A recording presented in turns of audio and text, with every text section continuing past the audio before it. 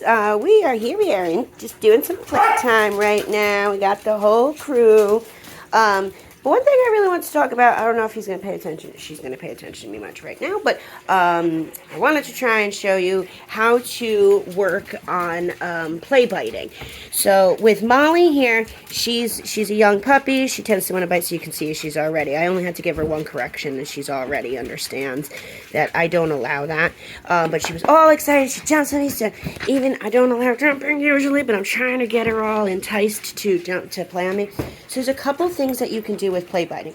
It's all about the timing of your correction and making sure your dog understands that it's a correction, not just a way for you to play. So as you can see, dogs play with their mouths. That's how they play.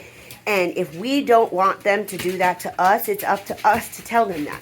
So just like Pongo here, Pongo's in his crate because he's very nervous of other dogs.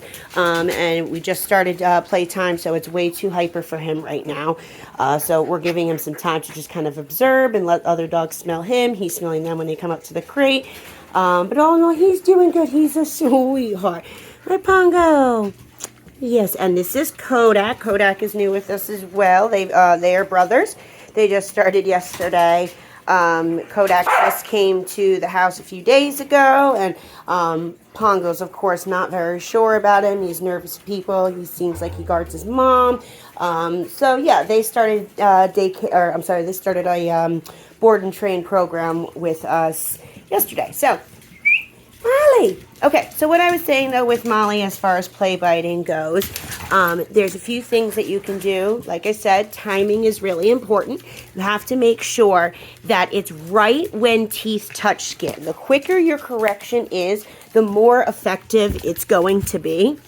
So this is not going to work out well with Eddie. Let me get Eddie out of the way real quick.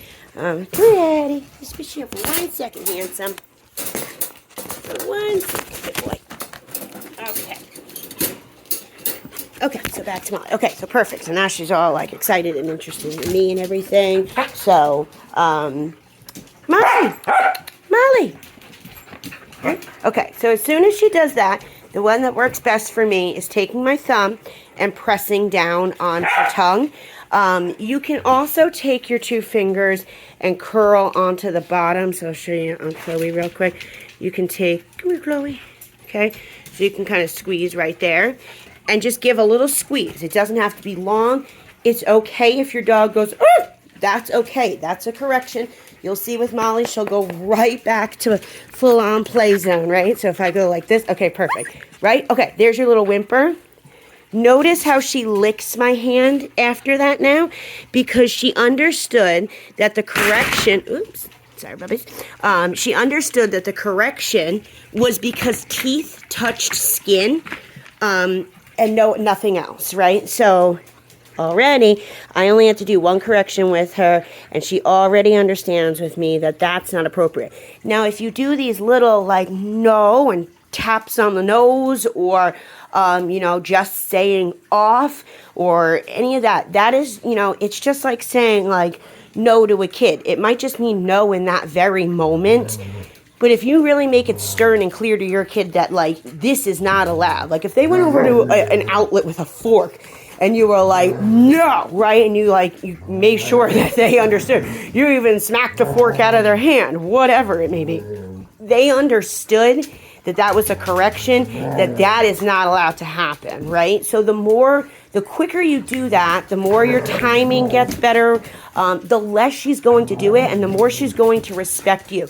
Just like with another dog. If she's playing with any of these dogs, and one of these dogs gives her a correction, just like if Maverick gave her a correction right now and said, hey, I don't like that, calm down. He's not going to do it like nicely and like lick her, right? He's going to give her a little snap and say, hey, no, I don't like that. And Molly's going to accept that as a correction and say, oh, okay, gotcha, perfect, right? She went up to him, he barked in her face, she kind of was like, oh, okay.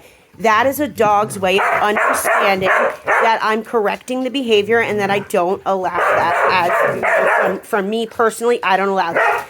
Now, if she doesn't do it for me only because Maverick, because she respects me that every single time she's ever put teeth on skin with me, she's gotten a correction. And I don't just like end play after that. It's not like you bit me and then I gave you a correction and I walked away. I go right back to, yes, you're just a good girl. Yes, she is such a sweet little baby. Yes, she is. Yes, she is. Now, you have to remember, she's allowed to use her mouth with all of these dogs. So even Dozer, she's like licking right now because she got a correction. See, it's proving my point. So she's allowed to use her mouth with dogs because that's how dogs play. So if we don't want that behavior, it's up to us as the other dog to say, I don't like that behavior. Me personally, I don't like that. So you need to stop. So again, if you do 2 or 3 good corrections and she firmly understands it, you're not going to break your puppy by making them do one little, ooh. She has to understand that, yeah, that hurt. She just bit you and it hurt, right? She needs to kind of feel her own teeth. You're not hurting her in any way. The pushing down on her tongue is a little bit easier. But like I said, either of those corrections are fine. Pinching her bottom teeth, use your tongue and kind of push down. Yeah, we're going to have to move that gate, huh? It's not helping. Yeah, so anyway, those are my tips for you on how you should work through any kind of play biting issues. If you guys are having any issues with your dogs and you need help with your puppies, we would love to help you guys like we are with all these beautiful pups. Helping Pongo, build some security and make him feel a lot more confident in himself. We worked with Sasha a while ago. She comes for daycare now. We just finished a board and train with Molly, and she's continuing education by doing daycare, so she gets mental and physical exercise during the day. She's coming to daycare like twice a week now, which is awesome. She gets to keep socializing. She gets to play. I keep working with her. I take them for heel and, all of that. So it's a great way to continue education. Like I said, Kodak here is working with us. Stormy trained with us a long time ago. Again, she's only up because this is a little much for her. She's just not going to feel good. I like to let her out with Chloe and Stormy and maybe Sasha. But this is too big of a group for her. She's just not going to feel comfortable. So I'm not going to force her into that.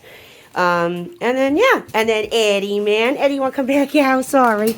And then our sweet little Eddie man here is doing a board and train as well. We trained one of their other dogs, Beauregard.